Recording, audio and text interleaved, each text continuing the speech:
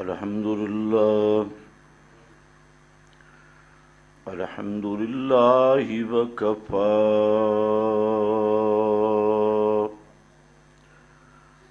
والصلاة والسلام على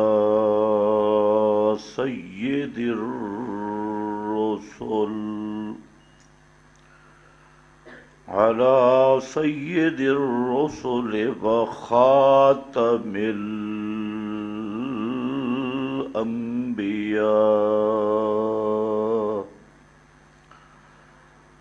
أما بعد فأعوذ بالله من الشيطان الرجيم. بسم الله الرحمن الرحيم. ومن أضل ممن يدعو من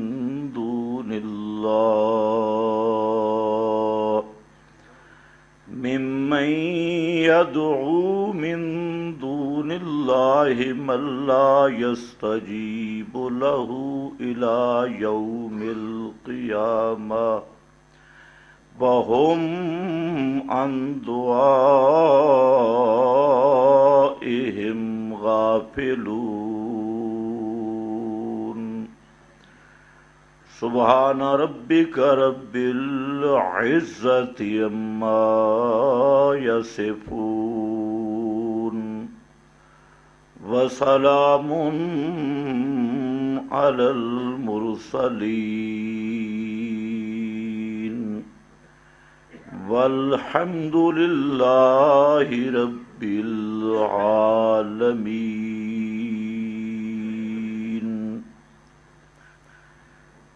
انتہائی قابل قدر بزرگوں اور بھائیوں، قیامت کی علامات میں سے یہ بھی ایک معروف چیز ہے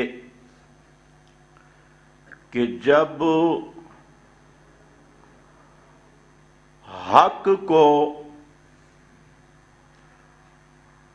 باطل سمجھا جائے اور باطل کو حق کے روپ میں پیش کیا جائے، جھوٹ کی قدر کی جائے اور صدق کو، سچائی کو جرم سمجھا جائے، معروف منکر سمجھا جائے اور منکر کو معروف بنا دیا جائے. قرآن کریم نے اس مسئلہ کی وضاحت کی ہے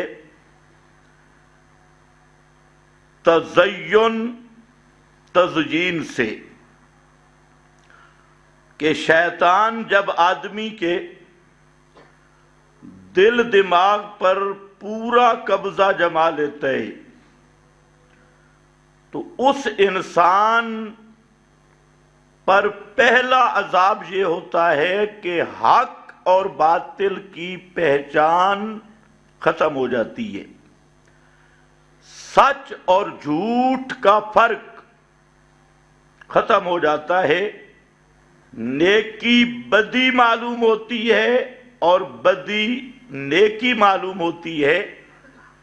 تو یہ ایک پورا عنوان ہے جو احادیث میں بھی مفصل بیان ہوا، قرآنی اشارات بھی اسی طرح پہ، جیسے حدیث حذیفہ اور بھی بہت ساری احادیث ہیں. تو بہرحال آج جس دور سے ہم گزر رہے ہیں سب سے بڑا فتنہ یہی ہے کہ خوبصورت عنوانوں کے ساتھ، سنہری رنگ کے ساتھ باطل کو پوری سج دھج کے ساتھ پیش کیا جا رہا ہے اور جو حق ہے اس کے اہل بھی تھوڑے ہیں، بیان کرنے والے بھی تھوڑے ہیں، اور جو جھوٹ اور کذب ہے، ملمہ سازی، کتمان ہے، اس کی پوری دنیا میں کثرت ہے۔ پوری دنیا دیکھ لے تو اکثر لوگ پریشان ہوتے ہیں کہ ہم کریں تو کریں کیا۔ تو اس لیے یہ بات ذہن میں رکھ لو، حق اور باطل کا میزان قرآن مقدس ہے۔ اگر کوئی حق کو حق کے طور پہ دیکھنا چاہتا ہے اور باطل کو باطل کے طور پہ دیکھنا چاہتا ہے تو وہ قرآن مقدس کے ساتھ چنگل لگائے گا، مضبوط رہے گا، اور باقی ساری چیزیں مانے گا قرآن کے تابع کر کے، اور متبوع مانے گا، اصل الاصول مانے گا، حاکم مانے گا، تو وہ کتاب اللہ کو۔ اب پہلے تو دوسرے لوگ تھے، مثلا ہمارے وہ ریونڈی جماعت جو خالصتاً ایک دجال کا ترجمان فرقہ ہے اور دجالی مشن پہ کام کرنے والا فرقہ ہے۔ اب وہ کس رنگ میں آئے مسلمانوں میں کہ اکثر لوگ کہتے ہیں ان مقدس بھیڑوں کو چھیڑا ہی نہ جائے، ایسی کوئی مقدس بھیڑیں ہیں کہ ان کی بات ہی نہ کی جائے۔ ہم نے اللہ کے فضل سے اشاعت التوحید میں سب سے پہلے آواز بلند کی تھی کہ یہ دجالی گروہ ہے، اور کتاب و سنت کے مد مقابل ایک گروہ ہے جن کا مقصد قرآن سے دور کرنا، اقامت توحید سے دور کرنا، توحید خالص سے دور کرنا، علماء ربانیین سے دور کرنا، اور جہاد سے دور کرنا، کعبۃ اللہ سے دور کرنا۔ جتنے مشن اسرائیل کے ہیں دجال کے، وہ سب کے سب علی وجہ الاتم ان کو مسلمانوں میں پھیلانے کے لیے وہاں اوریجنل یہودی لانے کی ضرورت نہیں ہے، یہ ان کے مشن کے پورے پاسبانی۔ اس پہ بڑے لوگوں کو غصہ آتا تھا کہ یار یہ تو ان بھیڑوں کو بھی نہیں چھوڑتا، وہ بیچارے تو کسی کو کہتے ہی کچھ نہیں، وہ تو کہتے ہیں دوستو بزرگو اللہ خالق ہے، اللہ مالک ہے، اللہ رازق ہے، اللہ نے آسمان بنایا، زمین بنائی، وہ تو یہ توحید نہیں تو اور توحید کیا ہوتی ہے؟ میں نے کہا یہ توحید تو ابو جہل والی ہے، اتنی تو ابو جہل مانتا تھا، مشرکین عرب مانتے تھے۔ آج الحمدللہ اس کی تصدیق آ گئی، پورے سعودی عرب، حرمین میں پہلے بھی پابندی تھی، پوری سعودی عرب میں حکومتی طور پر اس دجالی گروہ پہ پابندی لگ گئی۔ سعودیہ کے اس اقدام کو ہم سلام پیش کرتی ہیں، اور جس بنیاد پہ لگائی کہ یہ اہل بدعت کا فرقہ ہے، یہ بدعتی ہیں، ہم بالکل تائید کرتے ہیں، یہ صرف بدعتی بھی نہیں، یہ شرک کے مریض بھی ہے، ان کے اندر شرکیات بھی ہے۔ اور اب کوئی ریونڈی وہاں پکڑا جائے تو ہمارا مطالبہ ہے، چونکہ پابندی لگ چکی ہے تو اس کی سزا جو ہونی چاہیے وہی ہونی چاہیے جو بدعتیوں کی ہوتی ہے یا مشرکین کی ہوتی ہے۔ اب بیچارے سعودی حکومت کو گالیاں دے رہے ہیں، پہلے تو کہتے ہم تو کسی کو گالیاں نہیں دیتے، اب کبھی کہتے ہیں جو بڑے ظالم ہیں، اور کچھ مولوی ملونٹے شروع ہیں، وہ جی یہ تو تبلیغ تو انبیاء نے کی۔ میں نے کہا انبیاء نے کون سی تبلیغ کی؟ وہ تبلیغ لاؤ نا جو انبیاء نے تبلیغ کی۔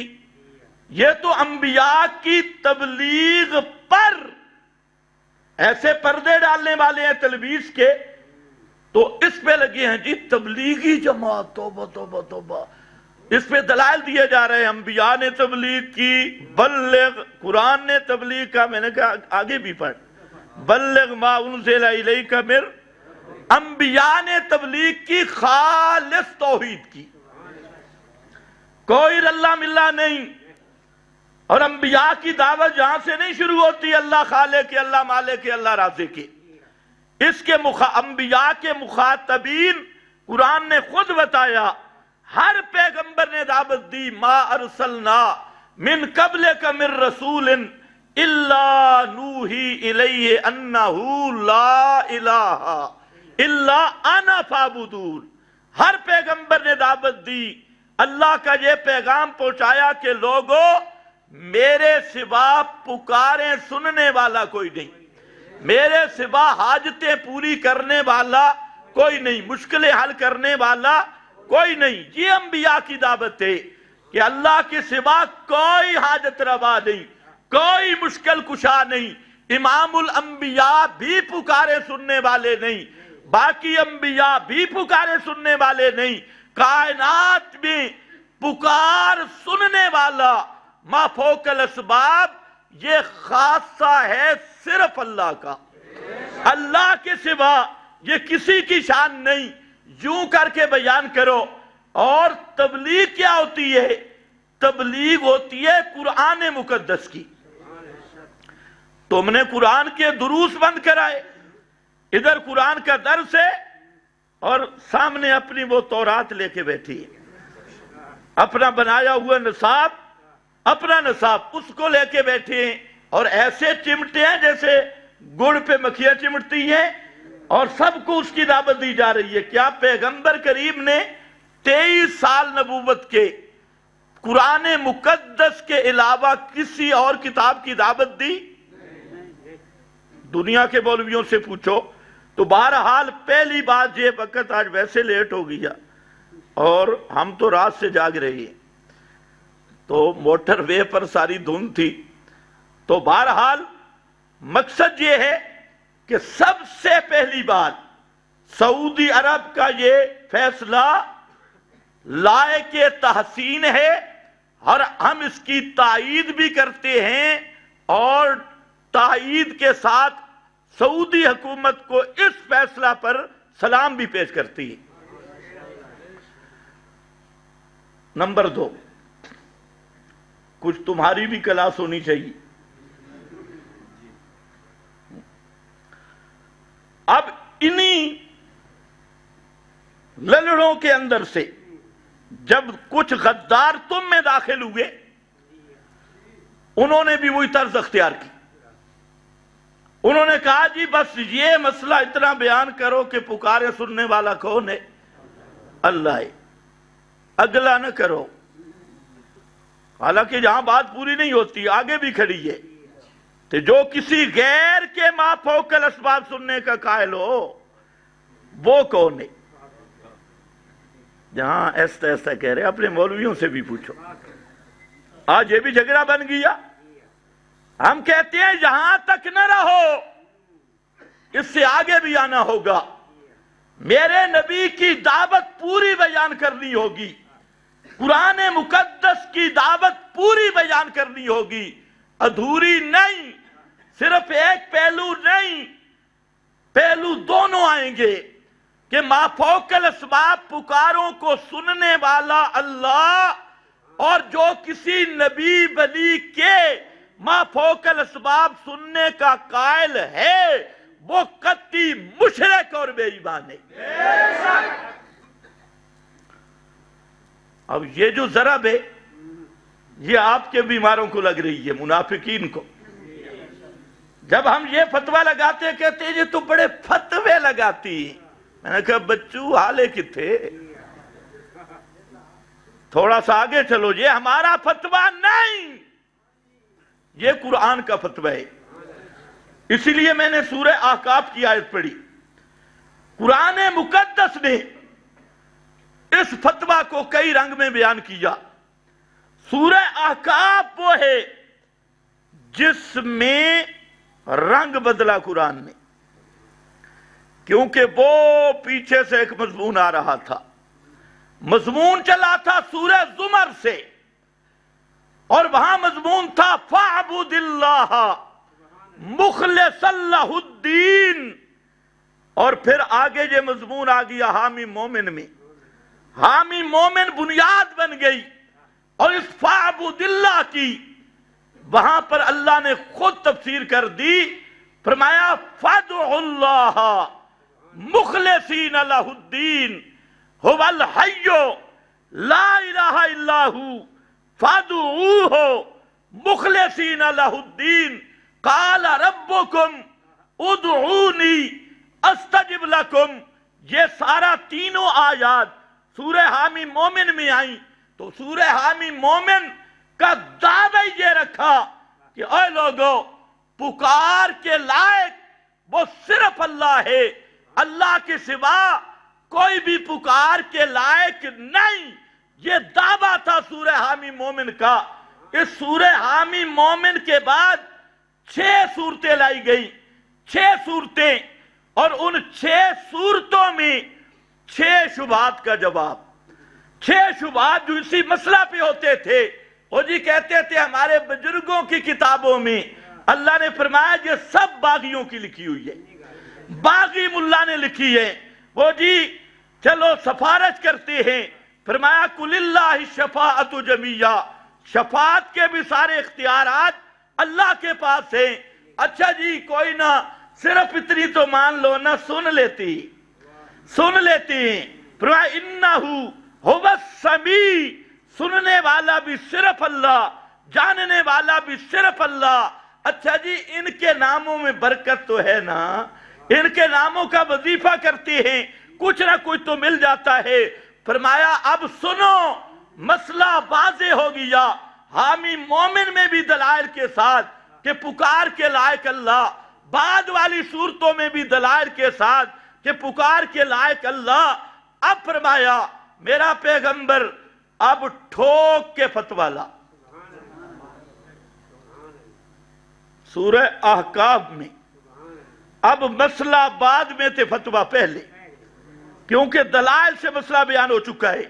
ایک تو ان کو چیلنج کر اور کہ قل ارائیتم ما تدعون من دون اللہ، ان کو چیلنج کر کے کہے کہ او مشرکو، او منافقو، بولو تدعون، جن کو تم پکارتے ہو اللہ کے سوا یا پکارنے والوں کی سپورٹ کرتے ہو، ان کے وکیل بنتے ہو، تم بھی آؤ، پکارنے والے بھی آئیں، ان مشرکوں کے وکلا بھی آئیں، ان کی تائیدیں کرنے والے.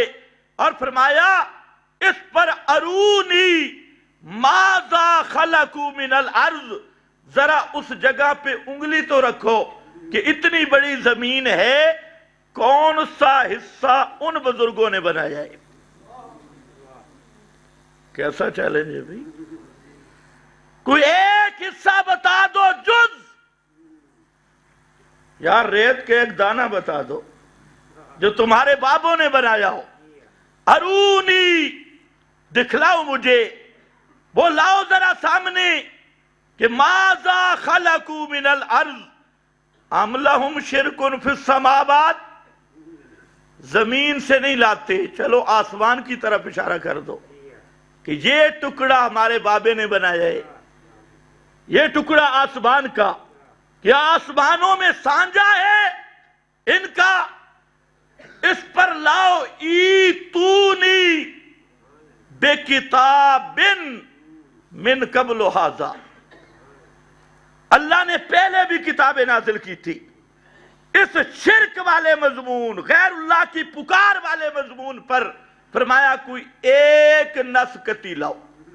کیا لاؤ؟ کیا لاؤ؟ نص. کیونکہ مسئلہ کیا ہے؟ عقیدے کا. اس لیے پہلا مطالبہ ہے ایتونی بے کتاب من قبل ھذا او اثارت من علم. اگر کتاب اللہ، پہلی کتابوں کی کوئی قطعی دلیل نہیں ملتی تو چلو پہلے انبیاء سے کوئی متواتر روایت پیش کر دو. اثارت من علم، کوئی مضبوط پختہ بات کر دو.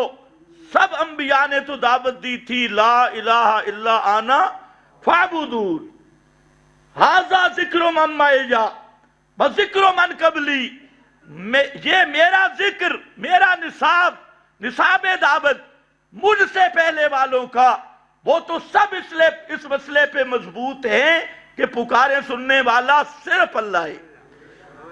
अब तुम्हारे अंदर जुर्रत है तो ईतूनी बेकिताबिन मिन कबल हाजा, इस पे कोई किताबुल्लाह की दलील है वो लाओ, पहली किताबों की, और वो नहीं मिल सकती तो चलो दूसरा ऑप्शन भी है, ओ असारातिम मिन इल्म। इसके दो माने किए मुफस्सिरीन ने। एक माना ये किया कि अंबिया से सीना बसीना चलती हुई कोई ऐसी खबर हो, असारातम मिन इल्मिन, शटलियात ना हो, ये ना हो हुकिया ते कीला, हिकायत किया गया ते कीला कहा गया ते रोबिया ते राबी ने बयान किया, जिस राबी के ना बाप का पता ना खानदान का पता, फलाने ने बयान किया, मजहूलों से नहीं, रोबिया नहीं, कीला नहीं, हुकिया नहीं, लाओ मिन इल्मिन, ऐसी सनद लाओ जो कती उस सबूत भी हो, कती उस दलालत भी हो, नस कती लाओ। ईतूनी बेकिताबिम मिन कबल हाजा, यह है अंबिया की दावत, कुरान की दावत। लाओ किताब मिन कबल हाजा, इस कुरान से जो पहले आई हो, और उसमें गैरुल्लाह की पुकार वाला मसला मौजूद हो, और असारातिम मिन इल्मिन इन कुंतुम सादिकीन,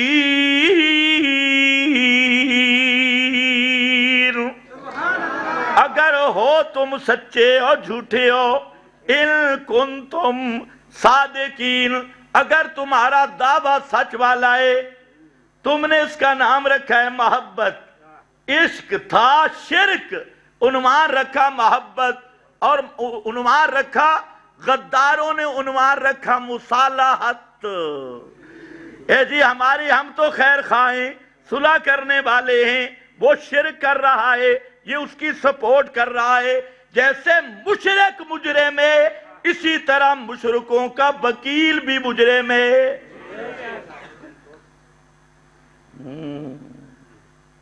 अगला मसला पहुंचाना बड़ा औखा है, तवज्जो है ना? सुभान अल्लाह। अल्लाह ने यहां सबसे ज्यादा महबूब चीज क्या थी?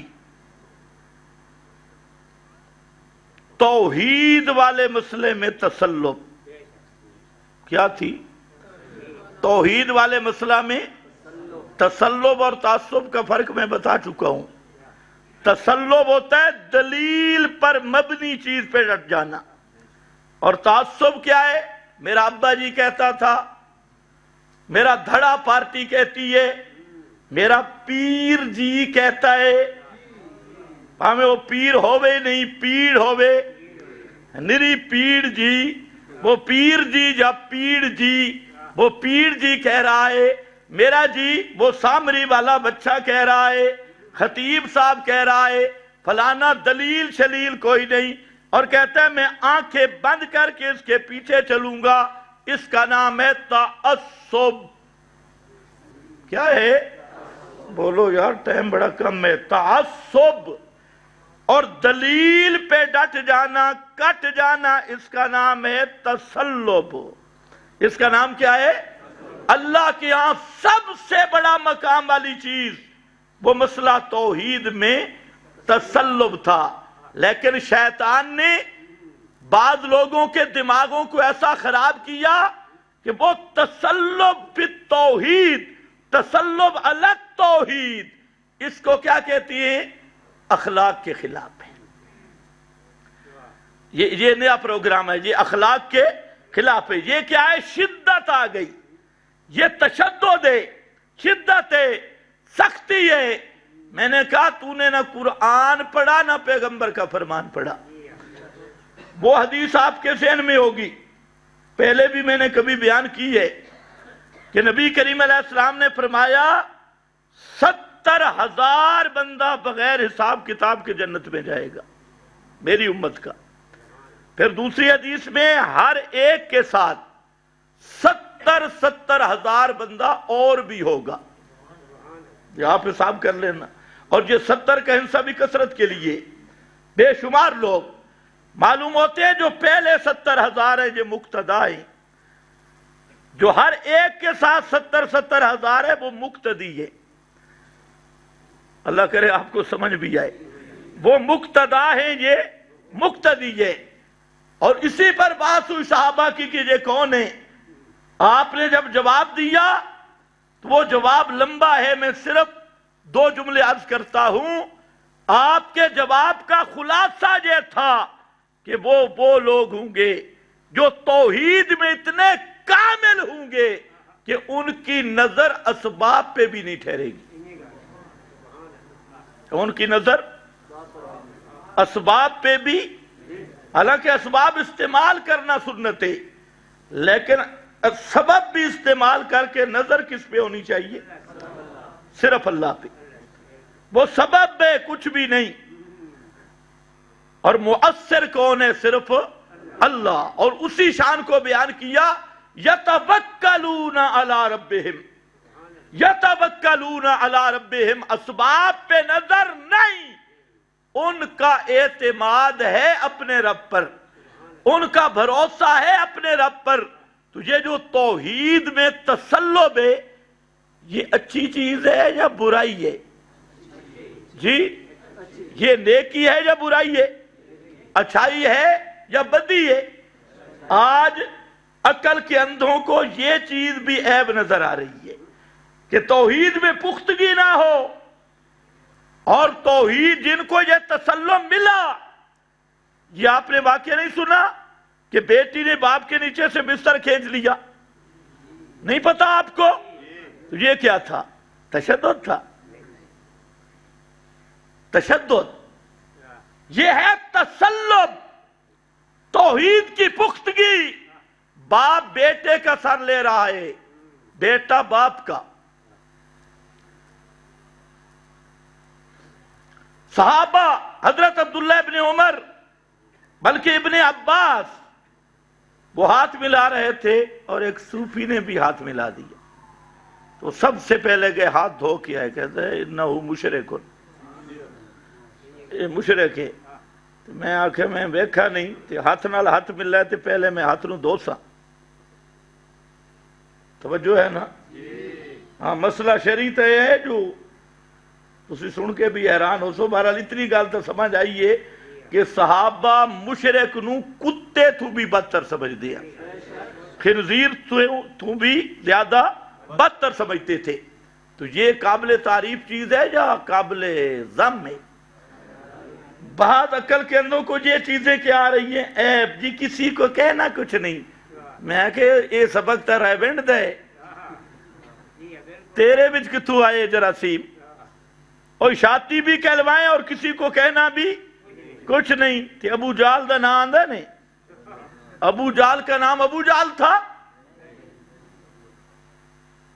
وہ حدیث نہیں پڑھی جو آپ نے ہدایت کے لیے 2 عمروں میں سے 1 عمر دے دے؟ توجہ ہے نا؟ تو ابو جال کا کیا معنی ہے؟ جہالت دا گٹر، جہالت دا،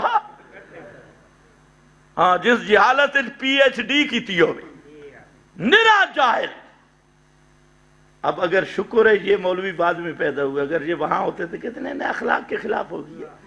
زبان میں بڑی تیزی ہے، بڑی شدت ہے، سختی ہو گئی ہے. لیکن ابو جال کو ابو جال کس نے کہا؟ صحابہ نے. تو اب انہوں نے سختی کی ہے. تو کہتے ہیں کسی کو کہنا کچھ نہیں چاہیے. تو پھر ابو جال کو بھی ابو جال نہیں کہنا چاہیے، ابو لہب کو بھی ابو لہب نہیں. ایک مولوی مجھے کہتے ہیں جی آپ سختی بڑی کرتی ہیں. میں نے کہا سورۃ اللہب سنا، ساتھ ترجمہ بھی کر کہ تبت یدا ابی لہب. میں نے کہا میں نے تو کسی مولوی کی گھر والی کا نام نہیں لیا، یہاں قرآن تو تبت یدا ابی لہب، آگے امراتہ حمالۃ ابو جہل دی راندہ نام بھی لے، امراتو ابو لہب دی زنانی کا بھی نام لیا۔ اور شکر ہے اس ماحول میں جو مولوی ہوتے کہتے توبہ توبہ توبہ توبہ، یہ تو ذاتیات چھیڑ رہا ہے، یہ تو ابو لہب کی زنانی کیا کوئی ہے اتنا اخلاق کے خلاف۔ یہ شکر کرو یہ لیٹ پیدا ہوئے۔ اور یہ جو نظریہ ہے، یہ جو بیماری ہے کہ جو چیز قابل مدح ہو اس پہ مذمت کرنا، جو قابل مذمت ہو اس پہ مدح کرنا، یہ ہر بد فطرت قوم کی رہی ہے۔ حضرت لوط نے دعوت دی، اب حضرت لوط نے جس قوم کو دعوت دی ان کا جو فعل تھے وہ عقل کے بھی خلاف تھے، فطرت کے بھی خلاف تھے، شریعت کے بھی، تینوں حدیں پار کی، ہم جنس پرستی تینوں حدیں پار کی۔ حضرت لوط پیغمبر نے ان کو دعوت دی، اب جب جواب نہ بنا قرآن نے ان کا جملہ لیا اور اسی حقیقت کو واضح کیا کہ بسا اوقات خباثت چھپانے کے لیے، خباثت پہ رد کرنے کو لوگ عیب سمجھ لیتی ہے، حالانکہ ضابطہ یہ ہے کہ اپنی غلطی مان کے اس کی اصلاح کرنی چاہیے، غلطی اپنی الزام دوسرے پہ۔ تو اللہ نے فرمایا فما جواب قومہ الا ان قالوا، فما کان جواب قومہ الا ان قالوا، قوم لوط کو جب حضرت لوط نے سمجھایا کہ ان خباثتوں کو چھوڑ دو، اس بے غیرتی کو چھوڑ دو، جب حضرت لوط نے دعوت دی ان کے پاس جواب کوئی نہیں تھا، الا ان قالوا اخرجوا آل لوط من قریتکم، انہوں نے کہا بھائی یہ لوط جو دعوت دے رہا ہے کہ ہم خباثتیں چھوڑ دیں اور یہ شیطانیاں چھوڑ دیں، بس ایک ہی علاج ہے کہ حضرت لوط کو نکال دو، اخرجوا آل لوط من قریتکم۔ اب انہوں نے کہا حضرت لوط کو بستی سے نکال دو۔ اب ایمان سے بتائیں کہ حضرت لوط کی دعوت حق تھی یا ان کی قوم کی دعوت؟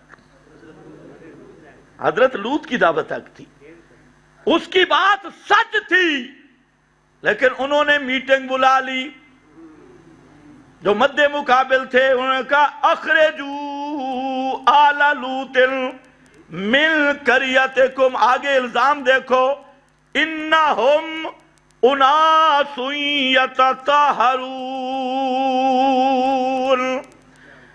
اے جڑے بندے نے، یہ جو آدمی ہیں یہ پاک باز ہیں، اور پاک بازوں کو ہمارے ساتھ رہنے کی اجازت نہیں، یہ ہمارے والی خباثتیں نہیں کرتے، اس لیے ان کو ہماری جماعت کے ساتھ رہنے کی اجازت نہیں۔ اخرجوہم، اخرجو آل لوط، اب یہاں سے یہ فیصلہ کر لو کہ قوم لوط کی ساری خباثتیں ہونے کے باوجود انہوں نے حضرت لوط پہ الزام کیا لگایا کہ ہمیں یہ خباثتوں سے منع کرتا ہے، اس لیے یہ لوگ ہیں پاک۔ انہم اناس یتطہرون کے تین معنی ہیں، ایک معنی یہ ہے کہ یہ لوگ ہیں پاک، ہماری خباثتوں میں شریک نہیں ہوتے، اس لیے ہم خبیثوں کے ساتھ رہنے کی ان کا حق نہیں۔ اخرجو آل لوط، اللہ نے فرمایا ذرا نکالو،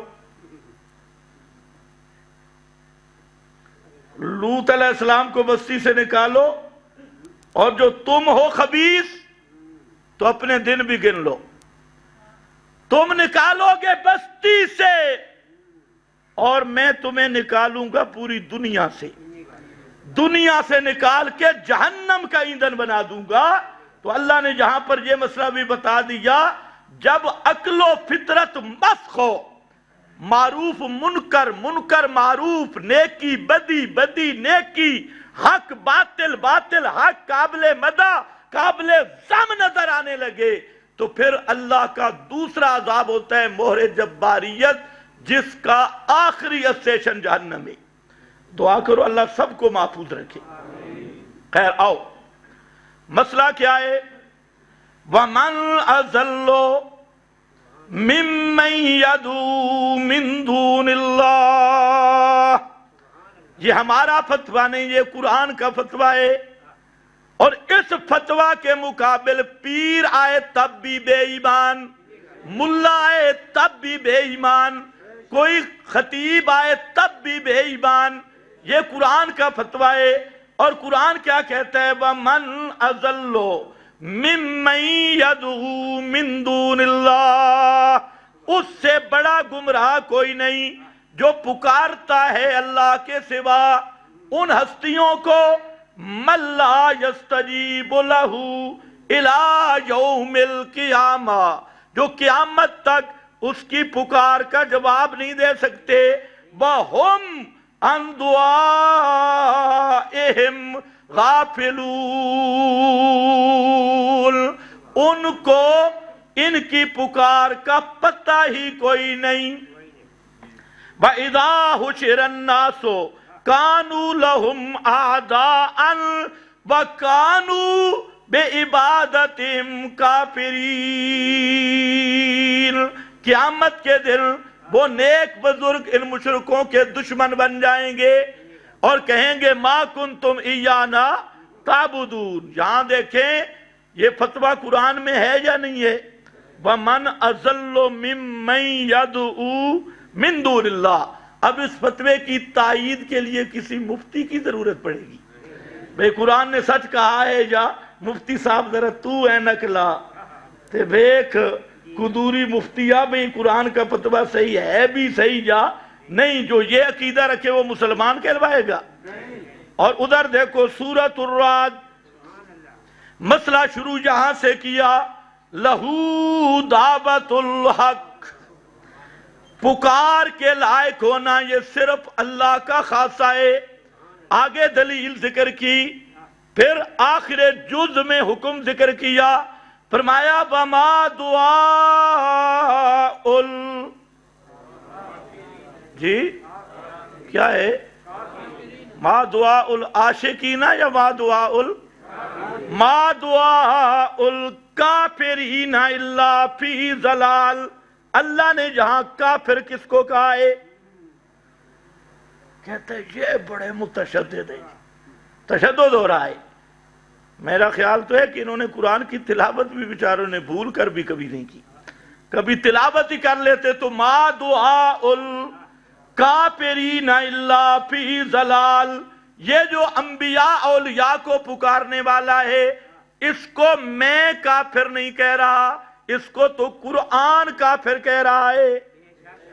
और वो सूरह फातिर की आयत जो सारे मुल्ला तुम्हें आधी सुना के चले जाते,